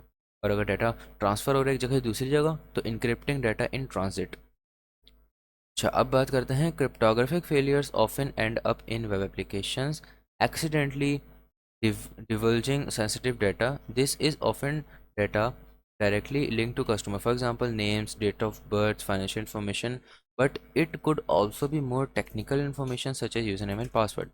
अब क्रिप्टोग्राफिक फेलियर्स के अंदर क्या होता है, वेब एप्लीकेशन जो है एक्सीडेंटली वो सेंसिटिव डाटा रिवील कर देती हैं, या जाहिर सी बात है, जब क्रिप्टोग्राफिक फेलियर्स की यहाँ पे वल्नरेबिलिटी की बात हो रही है, तो वहाँ पे वीक क्रिप्टोग्राफी का यूज़ किया गया है, वीक एल्गोरिथम्स का यूज़ किया गया है, जिससे क्या है, डाटा इन ट्रांजिट में या डाटा एट रेस्ट में वो डाटा जो है रिवील हो जाता है, या अटैकर्स को पता चल जाता है कि उसके अंदर क्या डाटा है। कभी कभी वो नेम्स हो सकता है, डेट ऑफ बर्थ हो सकती है, कभी फाइनेंशियल इन्फॉर्मेशन हो सकती है, या जो भी डाटा वो हो सकता है, उसके अंदर कुछ टेक्निकल इन्फॉर्मेशन, मतलब यूज़र नेम पासवर्ड भी हो सकते हैं, जो कि अटैकर्स वगैरह देख सकते हैं, ठीक है। At more complex level, taking advantage of some cryptographic failures. अगर हम थोड़े कॉम्प्लेक्स लेवल के ऊपर जाएं, advantage advantage of some cryptographic failures often involves techniques such as man-in-the-middle attacks, whereby the attacker would force user connection through a device they control. Then they would take advantage of weak encryption on any transmitted data to access the intercepted information, if the data even encrypted in the first place. Of course, many examples are much simpler, and vulnerabilities can be found in web apps that can exploit it without advanced networking knowledge. Indeed, in some cases the sensitive data can be found directly on the web server itself. अच्छा, अब इसके अंदर क्या होता है, कुछ complex levels पे अगर जाया जाए तो वहाँ पे जो क्रिप्टोग्राफिक फेलियर्स होते हैं, कभी कभी man in the middle attack के जरिए भी परफॉर्म किए जा सकते हैं। Man in the middle attack मैंने आपको समझाया था क्या होता है, जिसमें अटैकर जो होता है, एक ऐसी डिवाइस के ऊपर आपके सारे ट्रैफिक को फोर्स करके भेजता है जिसे वो कंट्रोल कर रहा होता है। जब वो कंट्रोल कर रहे हैं तो मतलब सारा ट्रैफिक उसके पास है, ट्रैफिक जा रहा है तो मतलब ट्रैफिक में जो डाटा वगैरह हम भेज रहे हैं अपने पास से सर्वर के पास, उसके बीच में कोई बैठ के उसको सुन रहा है, MITM अटैक हो रहा है, ठीक है। उसमें अगर वीक इंक्रिप्शन का यूज़ किया गया है, डाटा इन ट्रांजिट में वीक इंक्रिप्शन का यूज़ किया गया है, क्रिप्टोग्राफी अच्छी नहीं रखी गई है, तो हैकर क्या करता है, वो सारे डाटा को पढ़ लेता है, उसके अंदर जो लिखा हुआ है उसको पता चल जाता है, ठीक है। मतलब हमारा डाटा लीक हो गया और क्रिप्टोग्राफिक फेलियर की वजह से ये हुआ, ठीक है। और इसके अलावा काफ़ी दफ़ा डाटा इन रेस्ट में जब होता है, मतलब सर्वर पे कभी कभी डाटा स्टोर हुआ होता है, और अगर सर्वर का डाटा ब्रीच होता है या सर्वर के अंदर किसी को एक्सेस मिल जाता है, तो कभी कभी वहाँ से भी ये क्रिप्टोग्राफिक फेलियर की वजह से डाटा जो है लॉस हो जाता है, या निकल जाता है डाटा, बिकॉज जब डाटा इन रेस्ट था और वहाँ पे भी उसने जो है क्रिप्टोग्राफी अच्छी तरीके से नहीं लगाई हुई थी, इंक्रिप्शन अच्छी तरीके से नहीं लगाई हुई थी, जिससे क्या, आसानी से जो है वो डिक्रिप्ट हो गया डाटा। कभी कभी होता है बहुत मुश्किल से डिक्रिप्ट होता है, बहुत एडवांस्ड एल्गोरिथम्स या क्रिप्टोग्राफिक फीचर्स उसमें यूज़ करे गए होते हैं, लेकिन जो हैकर्स होते हैं वो भी अच्छे खासे बड़े होते हैं, वो भी उसके निकाल लेते हैं नए नए तरीक़ेकार, जिससे डाटा को निकाला जा सकता है और डाटा को डिक्रिप्ट किया जा सकता है। कभी कभी ऐसा होता है 15, 16, 17, 20, 25, 50, 100 एल्गोरिथम्स को एक एक करके लगाने से डाटा को डिक्रिप्ट किया जा सकता है, ठीक है। डिफरेंट डिफरेंट चीज़ें होती हैं, वो आप आगे जाओगे, आप इसमें फर्दर रीडिंग करोगे, समझोगे, पढ़ोगे, तो आपको समझ में आएगा। The web application in the box contains such a vulnerability to continue read through the supporting material and following task. अच्छा जी, अच्छा, इसको कंप्लीट कर देते हैं। अभी क्या कह रहे हैं, जो इस ट्रैकमी के ऊपर जो मशीन है उसके अंदर क्या चीज़ है, इसी तरह की एक वल्नरेबिलिटी है। सबसे पहले हम सपोर्टिंग मटेरियल 1 और सपोर्टिंग मटेरियल 2, मतलब सपोर्टिंग मटेरियल का मतलब जो लैब सॉल्व करने में हमें जिसमें आसानी होगी, उससे फ़ायदा होगा। इसके अंदर बेसिकली हम एक वेबसाइट को एक्सेस करेंगे, उस वेबसाइट के अंदर से हम एक फ़ाइल ढूंढ के निकालेंगे, उस फाइल के अंदर बेसिकली डेटाबेस होगा, ठीक है, वो एक डेटाबेस की फ़ाइल होगी। उस फाइल को हम SQLite 3 से जो है खोलेंगे, उस डेटाबेस को खोलेंगे। उस डेटाबेस को खोलने के बाद उस डेटाबेस के अंदर भी क्रिप्टोग्राफी का यूज़ किया गया होगा, जैसे कि ये आपको नज़र आ रहा है। ये बेसिकली पासवर्ड्स हैं जिनको हैश करके या हैश बना के सेव किया गया है एक डिजिटल एक एल्गोरिथम से। क्रिप्टोग्राफी का एक जो होता है इनक्रिप्शन एल्गोरिथम के ज़रिए उस पूरे पासवर्ड को चेंज करके एक हैश में कन्वर्ट किया गया है एंड उसको सेव किया गया है। तो इस तरीके से हम इसको पूरा परफॉर्म करेंगे। मैं आपको डायरेक्ट परफॉर्म करके दिखाऊंगा क्योंकि इसको पढ़ने में बहुत ज़्यादा टाइम लग जाएगा।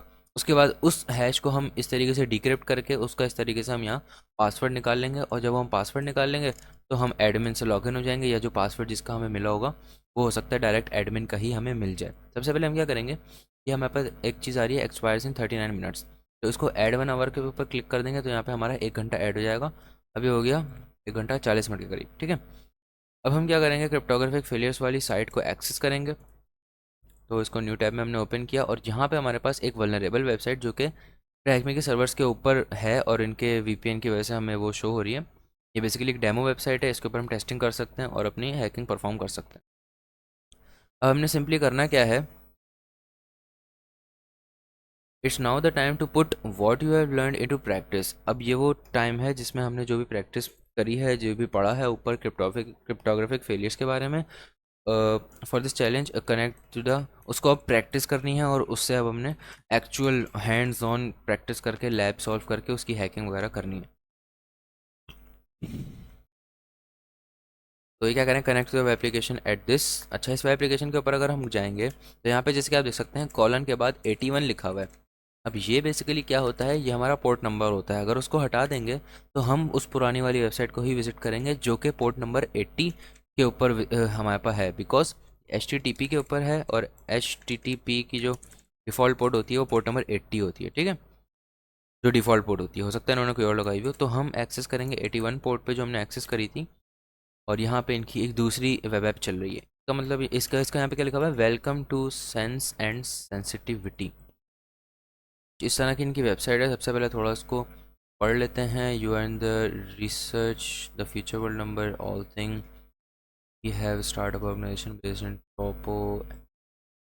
अंदर कुछ ऐसा काम का तो नहीं है, एक लिंक दिया हुआ है, इसके ऊपर क्लिक करते हैं ज़रा। कुछ भी नहीं है इस लिंक के अंदर, खाली है। Right click, P, copy copy, इसके अंदर है ही नहीं। ईमेल एड्रेस है इसके अंदर कोई, क्या ईमेल एड्रेस है, 6 ईमेल एड्रेस है, कर देंगे बंद। तो कुछ इस तरह की वेबसाइट है। अगर हम जाते हैं लॉगिन पेज के ऊपर तो ये login.php का एक हमें पेज यहाँ पे मिलेगा। आई थिंक ये कोई लॉगिन पेज है, हो सकता है एडमिन लॉगिन पैनल हो। वो लोड होने देते हैं जब तक यहाँ पे हम क्वेश्चन आंसर्स देख लेते हैं। Have a look around the web application, the developer has left themselves a note indicating that there is sensitive data in the specific directory. इस लाइन को आपने गौर से पढ़ के समझना है। क्या कह रहे हैं कि उस वेब एप्लीकेशन के आप देखो, उसमें लुक अराउंड करो, उसमें पूरा गो थ्रू हो, पूरी वेब एप्लीकेशन को अच्छी तरह आप देखो। उसके अंदर जो डेवलपर है उसने एक स्पेसिफिक नोट छोड़ा है आपके लिए, या गलती से उसने छोड़ दिया है, जिसके अंदर वो बता रहा है कि किसी खास डायरेक्टरी के अंदर कुछ सेंसिटिव फाइल्स हैं, ठीक है। ये बेसिकली अप्रोच होती है जिस तरीके से आपने वेबसाइट पेन टेस्टिंग या अपनी बग बाउंटी हंटिंग में करना होता है। ये सारा वो चीज़ मैं अब समझा रहा हूँ आपको, ठीक है। हमने क्या करना है, सबसे पहले करते हैं राइट क्लिक और इसके व्यू पेज सोर्स में जाते हैं, ठीक है। व्यू पेज सोर्स में जाने के बाद यहाँ पे हम देखते हैं टाइटल एंड, अगर कुछ अच्छे लिंक्स हमें नज़र आएंगे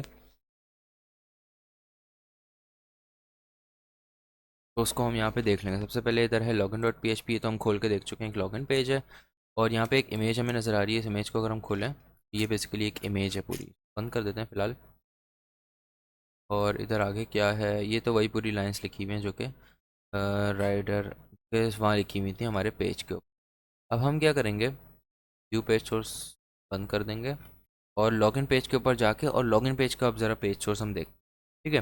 लॉगिन पेज का अगर हम देखते हैं पेज सोर्स, यहाँ पे देखो आपको क्या देखने के लिए मिला, लाइन नंबर 21 के अंदर एक हमें देखने के लिए मिला है यहाँ पे HTML कमेंट। अगर अब जिनको HTML आती होगी लैंग्वेज को पता होगा, उसको कमेंट करने के लिए HTML के अंदर कुछ इस तरह के टैग्स यूज़ किए जाते हैं साइडों में, और इस तरीके से HTML के अंदर कमेंट्स लिखे जाते हैं। कमेंट्स बेसिकली होता क्या है, एक तरह का टेक्स्ट होता है जिससे ब्राउज़र उसको एग्जीक्यूट नहीं करता एज अ कोड, ठीक है। खैर, तो यहाँ पे इसके अंदर क्या लिखा हुआ है, must remember to do something better with the database then store it in its. यहाँ पे देखो हमें क्या चीज़ मिली, स्लैश एसिड्स। स्लैश एसिड्स कहाँ पे लगाया जा सकता है, आप यूआरएल में देखो स्लैश लॉगिन डॉट पीएचपी लिखा हुआ है। अब बेसिकली ये स्लैश लॉगिन डॉट पीएचपी जो है, ये एक सर्वर के ऊपर फाइल पड़ी हुई है, किसके अंदर, www/html उसके अंदर पड़ी हुई है, जो मैंने आपको sensitive important files in Linux के अंदर मैंने पढ़ाया था, उसके अंदर मैंने दिखाया बताया था आपको कि जो सर्वर होता है, बेसिक सर्वर जो लिनक्स के ऊपर चल रहा होता है, उसकी जो डिफ़ॉल्ट लोकेशन होती है वो होती है वेरिएबल www/html, और उसके अंदर होता है ये लॉगिन डॉट पी है, ठीक है। अब स्लैश का मतलब क्या होता है, एक डायरेक्टरी। अगर हम यहाँ पे जाते हैं अपने टर्मिनल के ऊपर, यहाँ पी डब्ल्यू डी लिखेंगे तो आप देख सकते हो /home खाली /course तो फॉरवर्ड स्लैश से हमारी एक डायरेक्टरी नज़र आ रही है यहाँ पे हमें। अगर हम करते हैं सी डी स्लैश स्लैश लिख के, तो ये देख सकते हो आप, ये डायरेक्टरीज हैं, स्लैश के बाद ये पूरी डायरेक्टरी लिखी हुई आ रही है। तो लिनक्स के अंदर कुछ इस तरीके से डायरेक्टरीज मेंशन हुई हुई होती है। अब स्लैश एसिड्स को हम यहाँ कॉपी करेंगे और क्या करेंगे, हम यहाँ पे पेस्ट कर देंगे स्लैश एसिड्स, और स्लैश एसिड्स को यहाँ पे, अच्छा व्यू पे सोर्स के अंदर नहीं करेंगे, यहाँ पे करेंगे इसको, ताकि हमें इसकी चीज़ दिखे, स्लैश एसिड्स को एंटर करेंगे। जैसे ही हम इसको यहाँ पे एंटर करेंगे तो स्लैश एसिड्स के अंदर हमें, आप देखें यहाँ पे क्या चीज़ देखने के लिए मिली। ये बेसिकली एक वल्नरेबिलिटी होती है जिसे कहते हैं हम डायरेक्टरी लिस्टिंग वल्नरेबिलिटी। ये वेबसाइट की डायरेक्टरीज हैं जो कि यहाँ पे आपको नज़र आ रही हैं। मैं काम करता हूँ, जाता हूँ गूगल के ऊपर, एंड मैं यहाँ पे गूगल डॉक्स का यूज़ करूँगा। मैं करूँगा इन टाइटल के अंदर मैं लिख दूँगा इंडेक्स ऑफ, ठीक है। इंडेक्स ऑफ लिख के जैसे मैं एंटर करूँगा तो आप यहाँ पे देख सकते हो डिफरेंट वेबसाइट्स के इंडेक्स आ गए हैं, मतलब उसकी जो डायरेक्टरी लिस्टिंग्स हैं वो यहाँ पे आ गई हैं। इसके अंदर तो खैर नहीं आया है, इसके अंदर देखते हैं। इसके अलावा यहाँ पे हम गूगल हटा देते हैं, यहाँ पे -google.com कर देते हैं ताकि गूगल का कोई रिजल्ट ना आए, बाकी रिजल्ट हमारे पास आए।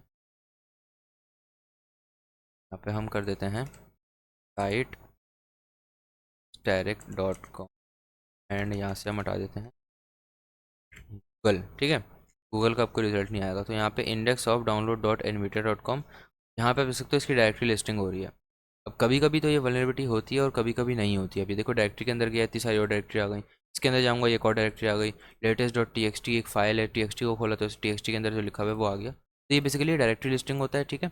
अब यहाँ पे हमें क्या मिली, डायरेक्टरी लिस्टिंग मिली। अब डायरेक्टरी लिस्टिंग का मतलब क्या होता है कि डायरेक्टरी लिस्टिंग जो है, अगर यहाँ पे मैं सी डी डॉट डॉट करूँ, और यहाँ पे जो मैं एल करके जो चीज़ें मुझे नज़र आ रही हैं, वो यहाँ पे मुझे नज़र आ रही हैं कि एल करने के बाद ये चीज़ें हैं इसके अंदर, एसिड्स की डायरेक्टरी के अंदर, ठीक है। क्योंकि इसके मेन पेज के ऊपर तो उसकी index.html की जो फाइल होती है वो रन हो रही है, ठीक है। वो नज़र नहीं आती यहाँ पे, लेकिन वो index.html होता है। तो अब यहाँ पे एक CSS है, CSS के अंदर जाएंगे तो CSS की फाइल्स नज़र आ रही हैं। फॉन्ट्स के अंदर जाते हैं तो फॉन्ट्स की फ़ाइल नज़र आएंगी। इमेजेस के अंदर जाने के बाद water.jpg, तो ये वो इमेज है जो पीछे बैकग्राउंड पे लगी हुई थी। दो तस्वीरें हैं यहाँ पे, एक ये तस्वीर है। और JS के अंदर जाते हैं, जावास्क्रिप्ट की कुछ फाइल्स हैं, इसको खोल के देखते हैं ज़रा। ये जावास्क्रिप्ट की फ़ाइल है, API रीसेट पासवर्ड, एक जो है एंड पॉइंट हमें मिला है यहाँ। एंड पॉइंट्स क्या होते हैं वो ऐसा ऐसा समझ आएगा आपको। तो यहाँ पे एक हमें फ़ाइल देखने को मिली है web app dot D B. हम ज़रा चलते हैं क्वेश्चंस के अंदर, और यहाँ पे क्या कह रहा है, ने what is the name of the mentioned directory. जो हमें डायरेक्टरी मिली है उसका नाम क्या है, कौन सी डायरेक्टरी, मेंशन्ड डायरेक्टरी का मतलब हमें यहाँ पे पेज सोर्स के अंदर मिली है ये वाली, कि ये पूछ रहा है कि what is the mentioned directory name of the. तो यहाँ पे लिख देते हैं एसेट्स ASSETS करेंगे, एंड यहाँ पे देखो आंसर करेक्ट हो गया हमारा। क्या करें, navigate to the directory you found in the question 1। जो डायरेक्टरी क्वेश्चन 1 में मिली उसके ऊपर आप जाओ। हम चले गए स्लैश एसेट्स के ऊपर। स्लैश एसेट्स के ऊपर जाने के बाद what file stands out as being likely to contain sensitive data. तो यहाँ पे एक डेटाबेस की फाइल है .db। What is the meaning of .db, you just Google it, .db extension, ठीक है। यहाँ पे बता देगा कि ये जो है एक डेटाबेस की एक्सटेंशन होती है। एक तो ये बार बार कैप्चा बोलता रहता है।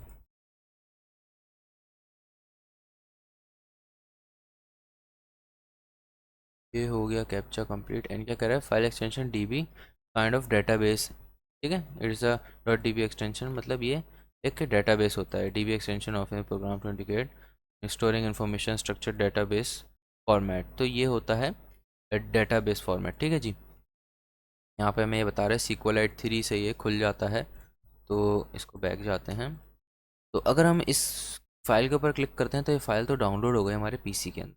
ठीक है, डाउनलोड हो गई फाइल। अब हम क्या करेंगे, इस फाइल को खोलेंगे और उसके अंदर कुछ देखेंगे। तो यहाँ पे हम लिख देते हैं answer web app dot DB, enter करते हैं ज़रा। यहाँ पे देखो हमने सही फाइल का नाम लिख दिया। यहाँ पे अभी क्या कर रहा है, use the supporting material to access sensitive data, what is the password hash of the admin user. अभी क्या कह रहा है, जो सपोर्टिंग मटेरियल है उसको यूज़ करते हुए आप एक्सेस करो उस डाटा को। तो हम दोबारा से इधर आ गए सपोर्टिंग मटेरियल के अंदर। यहाँ पे हमें क्या कह रहा है, SQLite 3 एक चीज़ होती है, उसको हम यूज़ करेंगे, कमांड होती है। तो SQLite 3 लिख के अगर एंटर करेंगे तो ये इंस्टॉल करना पड़ेगा सबसे पहले। तो इंस्टॉल कर लेते हैं एंड ये हो रहा है हमारे पास इंस्टॉल। इंस्टॉल करने की एक और कमांड भी होती है, sudo apt SQLite 3, sudo apt install SQLite 3, उससे भी ये हो जाता है। तो यहाँ पे इंस्टॉल हो चुका है, इसको क्लिक करें क्लियर। एंड अगर हम अब रन करेंगे SQLite 3 तो ये पूछ रहा है कि अगर हम यहाँ पे लिखते हैं हेल्प एक मिनट, और यहाँ पे अगर लिखते हैं हम हेलो, तो सबसे पहले इसकी कमांड चलाना देख लेते हैं। फिलहाल इसको करते हैं exit, how to exit it.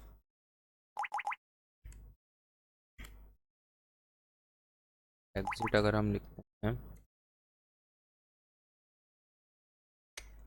तरीके से एग्जिट नहीं लिख सकते हम। तो सबसे पहले हम चलते हैं सपोर्टिंग मटेरियल्स के अंदर एंड यहाँ पे जाके देख लेते हैं हमने करना क्या है। सबसे पहले ls-l, तो ये जो है एक डेटाबेस की फ़ाइल। सबसे पहले इस डेटाबेस की फ़ाइल को हम अपनी इस डायरेक्टरी के अंदर लेके आते हैं। कंट्रोल C करेंगे, ये हट जाएगा। तो हमने हमारी डाउनलोड में स्टोर हुई थी वो फाइल, मूव करेंगे डाउनलोड्स के अंदर से वेब ऐप डॉट DB को यहाँ पे प्रेस करेंगे, ये आ गई वेब ऐप डॉट DB, ये आ गई हमारे पास। ठीक है, अब हम क्या करेंगे, SQLite 3 एंड मेंशन, हम इस डेटाबेस को यहाँ मेंशन कर देंगे कि SQLite 3 में ये डेटाबेस यूज़ करो।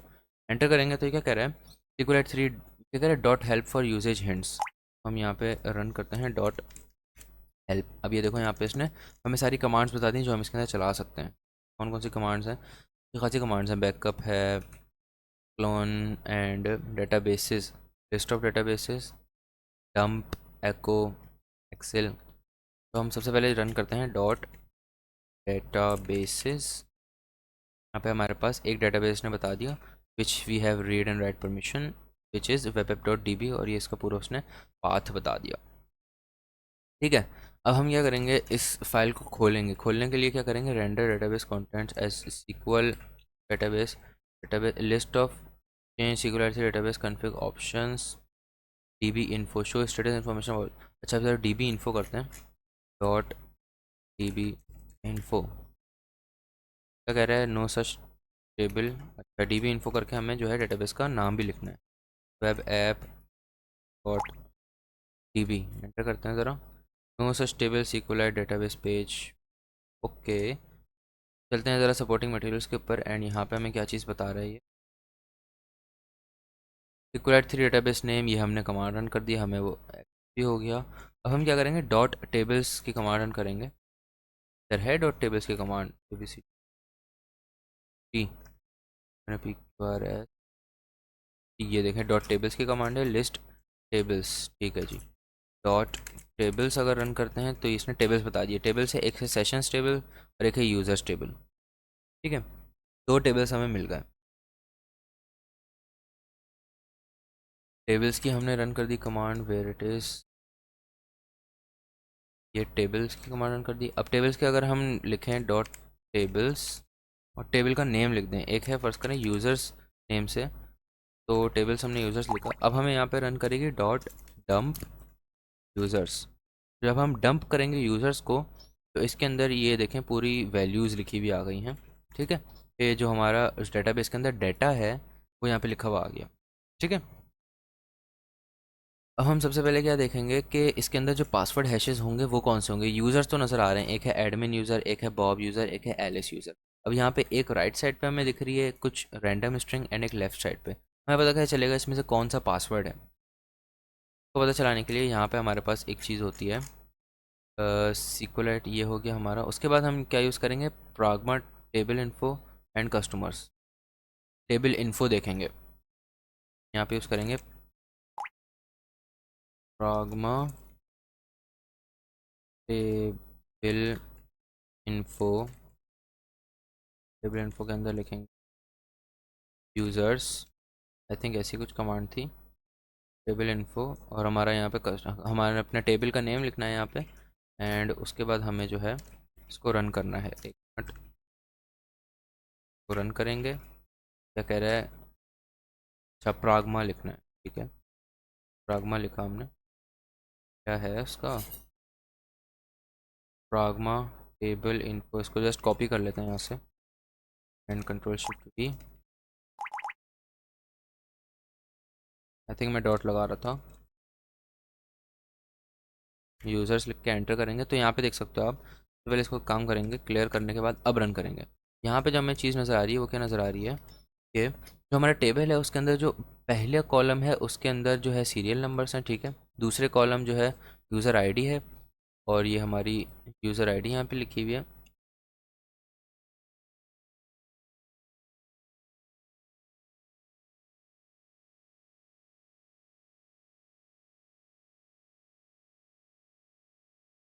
अच्छा, यहाँ पे जब हमने प्राग्मा लिखा, टेबल इन्फो यूज़र्स लिखा, उसके बाद यहाँ पे हमारे पास क्या लिखा हुआ आ रहा है कि जो हमारी यूज़र आईडी है उसके कॉलम टाइप जो मतलब उसकी टेक्स्ट टाइप जो है वो टेक्स्ट है, उसके अंदर टेक्स्ट लिखा हुआ है यूज़र आईडी में। उसके बाद जो यूज़र नेम है उसमें भी टेक्स्ट लिखा हुआ है, पासवर्ड में भी टेक्स्ट लिखा हुआ है, एडमिन में इंटीजर लिखा हुआ है, मतलब 0 1 2 3 4 ये लिखा हुआ है, ठीक है। तो यूज़र आईडी में टेक्स्ट है एंड 1 0, और यहाँ पे हमारे पास ये सारे सीरियल नंबर्स आ रहे हैं। तो अब हम क्या करेंगे, यहाँ पे उन्होंने क्या कमांड बताई हुई है डंप करने के लिए, सेलेक्ट स्टैटिक फ्रॉम। अच्छा, ये वाली जो सीक्वल की कमांड होती है वो भी हम यूज़ कर सकते हैं। तो हम सिंपल सी यूज़ करेंगे, सेलेक्ट स्टैटिक फ्रॉम यूज़र्स, ठीक है। तो जब हम रन करेंगे तो ये हर चीज़ इसने सेलेक्ट करके ला दी, ठीक है। ये हमारे पास यूज़र नेम आ गया, यूज़र नेम के बाद हमारे पास पासवर्ड, ठीक है। यूज़र नेम के बाद पासवर्ड है, सबसे पहले है यूज़र आईडी, ये है यूज़र आईडी। उसके बाद हमारे पास यूज़र नेम है, ये आ गया यूज़र नेम। उसके बाद हमारे पास पासवर्ड है, तो मतलब पासवर्ड जो हुआ वो ये वाला हुआ। अब हम एक ख़ास चीज़ को भी ला सकते हैं। अगर हम करते हैं select password, password from users where user name equals to admin, ठीक है। Not user name equals to select password from users where user name equal to, I think इसको हमने डबल कोट्स के अंदर करना होता है। ये देख सकते हैं आप, हमारे पास यहाँ पे इसने ला के दे दिया। हमें क्या करेंगे, हमें इस तरह की कमांड लिखनी पड़ेगी। जब एंटर करेंगे तो ये जो हैश ला के दिया है इसने, या ये जो पासवर्ड ला के दिया है, ये हैश है। और ये किसका है? ये अब मैं आपको इसकी पूरी कमांड समझाता हूँ थोड़ी सी, तो थोड़ा एक बेसिक आइडिया लग जाए, क्योंकि एसक्यूएल इंजेक्शन जो होता है उसमें भी बेसिकली कुछ यही कॉन्सेप्ट यूज़ हो रहा होता है। सबसे पहले हम यहाँ पे करेंगे क्लियर, में क्लियर नहीं होता। चलो, अब यहाँ पे सबसे पहले हमने क्या किया, सेलेक्ट यूज़र, सेलेक्ट पासवर्ड। जो हमें चीज़ चाहिए वो हमने सेलेक्ट करी, सेलेक्ट पासवर्ड फ्रॉम टेबल, कौन सा है हमारा? यूज़र्स। टेबल लिख दिया, किस में से? यूज़र्स में से सेलेक्ट करो पासवर्ड वेयर। अब अगर हम सिर्फ यही लिख के एंटर कर देंगे तो वो सारे पासवर्ड्स ला के दे देगा हमें, ठीक है। ये सारे तीनों यूज़र्स के पासवर्ड के हैशेस हैं। हम क्या चाहते हैं कि हमें सिर्फ एडमिन का ला के दो, तो हम यहाँ पे लिखेंगे वेयर यूज़र नेम, जहाँ यूज़र नेम बराबर हो, यूज़र नेम जो मैंने लिखा ये उस कॉलम का नेम है जिसके अंदर यूज़र नेम्स लिखे हुए हैं, तो उस कॉलम में कौन सी वैल्यू इक्वल हो, इक्वल टू यहाँ पे लिखा हुआ हो एडमिन। एडमिन लिखने के बाद यहाँ पे सेमी कॉलन लगा के जैसे ही मैं एंटर करूँगा, एक मिनट, यहाँ पे आई थिंक सिंगल कोट्स लगाना पड़ेगा। जैसे ही मैं एंटर करूँगा तो यहाँ पे ये वाला जो हैश आया वो एडमिन यूज़र के पासवर्ड का हैश है। इसको कॉपी करके हम जाएंगे अपने ब्राउज़र के अंदर, और यहाँ पे एक वेबसाइट हमारे पास होती है क्रैक स्टेशन, किधर चली गई? Crack station dot net. इसके ऊपर जाने के बाद ये बेसिकली क्या होती है, ये हैशेस को क्रैक करने में हेल्प करती है। सपोर्टेड हैशेस टाइप जो है वो यहाँ मेंशन हुई हुई हैं, LM, NTLM, MD2, MD4, MD5, MD5, half, SHA-1, SHA-256, SHA-3, ये सारे जो हैं हैशिंग एल्गोरिथम और हैश की टाइप्स हैं, जिनके जिन एल्गोरिथम्स को यूज़ करते हुए हैश को क्रिएट किया जाता है एक सिंपल रीडेबल फॉर्मेट से। प्लेन टेक्स्ट है, प्लेन टेक्स्ट से हैश में। तो यहाँ पे हम हैश को पेस्ट कर देंगे और आई एम नॉट रोबोट के ऊपर क्लिक करेंगे और क्रैक हैशेस वाले बटन के ऊपर एक मरतबा क्लिक कर देंगे। ये देखो आपने, ये देखो आप, इसने क्रैक कर दिया। कलर कोड हमारे पास ग्रीन आया, ग्रीन का मतलब होता है एग्जैक्ट मैच। और जो इसका पासवर्ड निकला इस हैश के अंदर, कौन सा पासवर्ड था? QWERTY अब हमें क्या करना है, हम जाएंगे अब अपने आंसर्स की तरफ, और इसके क्या क्या आंसर्स हैं। Use the supporting material to access and data, what is the password hash of admin user. Admin user का पासवर्ड हैश क्या है, ये है। इसको करते हैं कॉपी, लिया करते हैं पेस्ट, सबमिट। आंसर सही हो गया। क्रैक द हैश, हमने उस हैश को क्रैक किया क्रैक स्टेशन पे जाके। उसके बाद what's the admins plain text password. अब एडमिन का प्लेन टेक्स्ट में पासवर्ड क्या है, इसको करते हैं कॉपी, जो हमने हैश क्रैक किया है। पेस्ट करने के बाद ये हिंट भी बता रहा है, रीड द सपोर्टिंग मटेरियल। खैर सबमिट करेंगे और ये इसका पासवर्ड हो गया। अब कह रहे हैं log in as the admin, what is the flag. तो अब आती है असल कहानी। क्या असल कहानी? यहाँ पे हम जाएंगे मेन वेबसाइट के ऊपर, जो हमारी एक टारगेटेड वेबसाइट है for the sake of this lab. Login के ऊपर क्लिक करेंगे।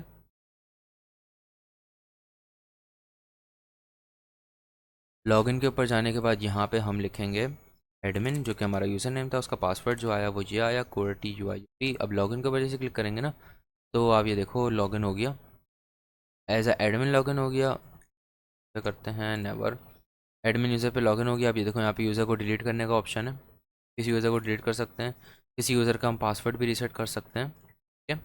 और ऐड भी कर सकते हैं यूज़र्स को, एज एडमिन ऐड करना है तो उस पर टिक कर देंगे, एज एडमिन ऐड हो जाएगा। तो ये देख सकते हो हमारा फ्लैग आ गया, इसको जस्ट हमने करना है कॉपी। ये हमारा है फ्लैग, ठीक है। Your flag is here THM। और फ्लैग का फॉर्मेट भी आप देख सकते हो कुछ ऐसा ही है। सबमिट करेंगे एंड सक्सेसफुली हमारा जो है ये वाला भी सॉल्व हो चुका है, क्रिप्टोग्राफिक फेलियर्स वाला। ठीक है, तो अब चलते हैं अपने थर्ड टॉपिक की तरफ, जो है हमारा SQL इंजेक्शन।